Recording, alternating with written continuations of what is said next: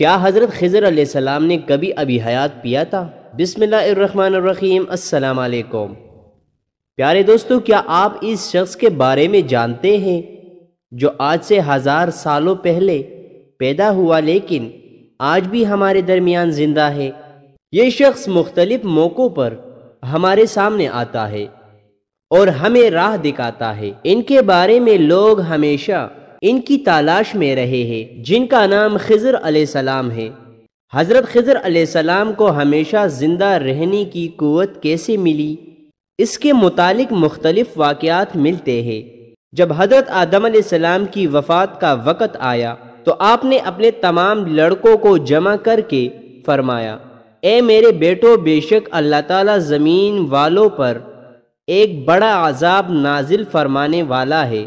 تم میری وفات کے بعد میرے جسم کو غار میں رکھ دینا یہاں تک کہ سکون پا جاؤ، تو میرے جسم کو ملک شام میں دفنا کر دینا۔ لہٰذا آپ کی وفات کے بعد حضرت آدم علیہ السلام کا جسم مبارک آپ کے بیٹوں کے پاس رہا۔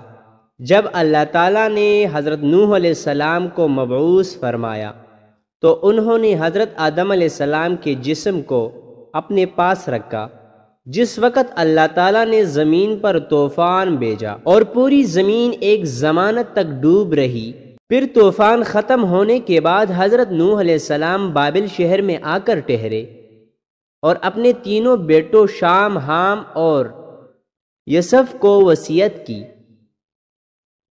کہ آدم علیہ السلام کے جسم مبارک کو اس غار سے لا کر شام میں دفن کر دو جہاں انہوں نے وصیت کی تھی۔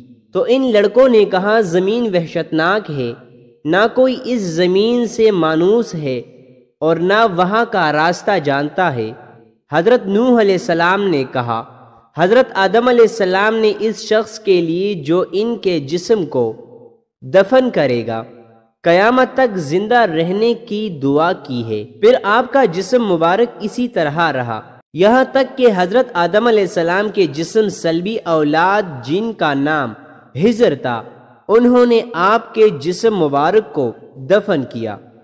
اللہ تعالیٰ نے حضرت آدم علیہ السلام کی دعا قبول فرمائی تو حضرت خضر علیہ السلام جب تک اللہ تعالیٰ چاہے گا زندہ رہے گی۔ حضرت خضر کی کنیت ابو عباس اور نام بلیا تھا، ان کے اولاد کا نام ملکان تھا۔ حضرت خضر علیہ السلام کی یہ خصوصیات تھی کہ آپ جس جگہ میں بیٹھتے تھے وہاں آپ کی برکت سے ہری ہری گھاس اگ جایا کرتی تھی، اس لیے لوگ آپ کو خضر کہتے تھے، جس کے معنی سرسبز چیز ہوتی ہے۔ ایک روایت کے مطابق آپ حضرت ذوالقرنین علیہ السلام کے خالہ زاد بھائی تھے۔ حضرت ذوالقرنین علیہ السلام اللہ کے ایک نیک بادشاہ تھے جنہیں اللہ نے زمین کے بڑے حصے پر حکومت عطا فرمائی تھی۔ حضرت خضر حضرت ذوالقرنین کے وزیر تھے۔ کتابوں میں حضرت خضر علیہ السلام کی لمبی عمر اور موت نہ آنے کی وجہ یہ بھی لکھی گئی ہے کہ آپ نے ابی حیات نامی ایک چشمے کا پانی پیا تھا۔ ابی حیات کے بارے میں یہ بیان کی جاتی ہے کہ جو اسے پیے گا یا اس میں غسل کرے گا اسے کبھی موت نہ آئے گی۔ تورات کے باب یوحنا میں ابی حیات کا ذکر یوں ملتا ہے، پھر اس نے مجھے بالور کی طرح چمکتا ہوا ابی حیات کا دریا دکھا دیا جو خدا کے تخت سے نکل کر اس شہر کے درمیان میں بہتا تھا اور دریا کے پاس زندگی کا درخت تھا۔ ابی حیات کا ذکر قدیم داستان اور کتابوں میں بھی ملتا ہے۔ ان داستانوں میں 3 شخص کا ذکر کیا گیا ہے جو ابی حیات تک پہنچ گئے تھے۔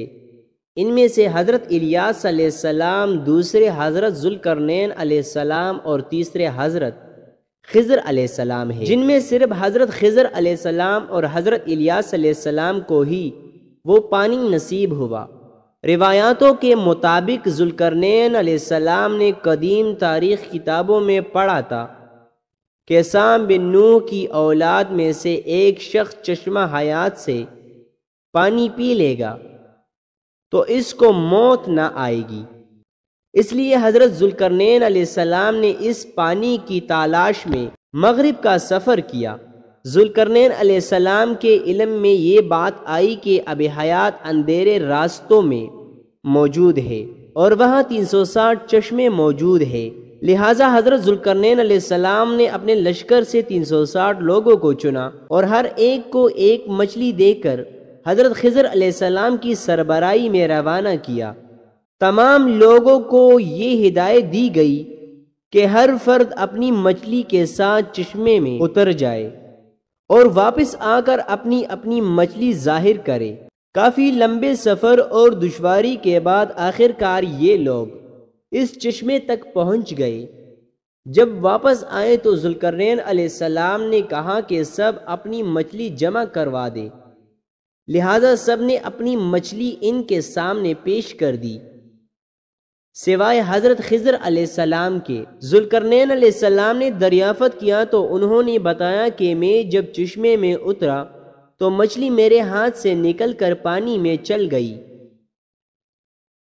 میں نے غوطہ لگا کر اسے پکڑنے کی بہت کوشش کی مگر ناکام رہا۔ ذوالقرنین علیہ السلام نے کہا وہ پانی آپ کے مقدر میں تھا اب حیات میں غوطہ لگانے اور اس مقدس پانی کو پینے کی برکت سے حضرت خضر علیہ السلام ہمیشہ زندہ رہے گی اور آپ کو کبھی موت نہ آئے گی۔ حضرت موسیٰ علیہ السلام سے بھی حضرت خضر علیہ السلام کی ملاقات کا ذکر قرآن مجید میں ملتا ہے، جس کے متعلق حضرت خضر علیہ السلام کو ایک الہامی علم عطا کی گئی جسے علم لدنی کہتے ہیں۔ اس علم کو سیکھنے کے لیے حضرت موسیٰ علیہ السلام حضرت خضر علیہ السلام کی خدمت میں حاضر ہوتے ہیں اور ان سے درخواست کرتے ہیں کہ اللہ نے انہیں جو علم عطا کیا ہے وہ انہیں بھی سکھا دے، لیکن حضرت موسیٰ علیہ السلام کی جلد بازی اور صبر نہ کرنے کی وجہ سے حضرت خضر علیہ السلام کو علم مکمل طور پر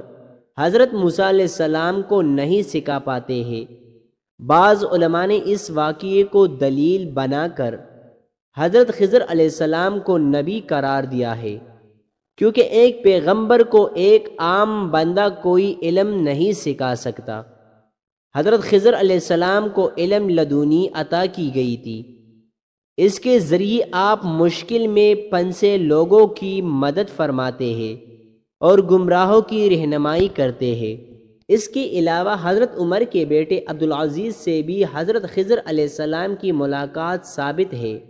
صحیح مسلم کی ایک حدیث کے مطابق جب دجال مدینے کے قریب ایک جگہ تک پہنچے گا تو مدینے سے ایک شخص اس کے مقابلے کے لیے نکلے گا جو اس وقت کا سب سے بہترین شخص ہوگا۔ یہ شخص حضرت خضر علیہ السلام ہوگے۔ حضرت خضر علیہ السلام اور حضرت الیاس علیہ السلام دونوں زندہ ہیں اور ہر سال حج کے موقع پر ملتے ہیں۔